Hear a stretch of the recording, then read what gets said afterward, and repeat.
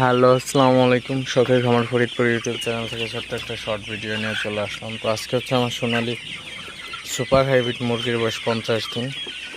তো 50তম দিন সকালের আপডেট আপনাদের সাথে শেয়ার করব। তো আপনারা দেখতেই পাচ্ছেন আমি মুরগিকে মাত্র পানি দিয়ে দিলাম সকালে 8টায়। তো সবসময় অবশ্যই আপনারা ফ্রেশ পানি দেওয়ার চেষ্টা করবেন।